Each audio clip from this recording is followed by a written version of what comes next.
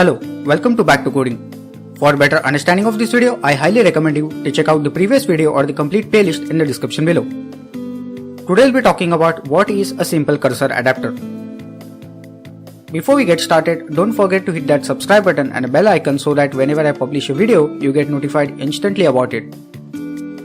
A simple cursor adapter is an implementation of CursorAdapter that can be used in most cases where you need to display cursor data in a list view. It takes columns from a cursor and maps them to text views or image views. Let's say we want to display a list of drink names in our activity list view. So we will use a simple cursor adapter to map the name of each drink to a text view in the list view.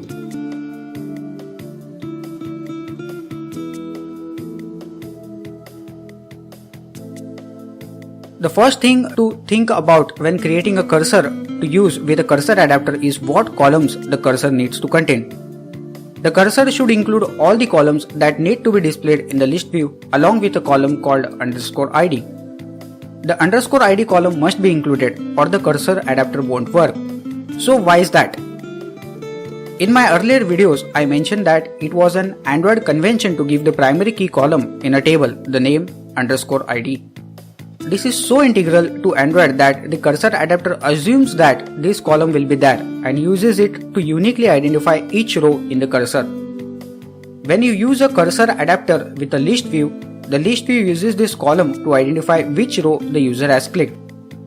As we are using a cursor adapter to display the names of the drinks, our cursor must contain the _ID and name columns like this.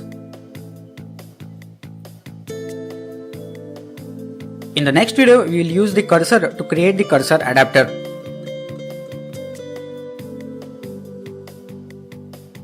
Don't forget to check my other videos which can be helpful to you.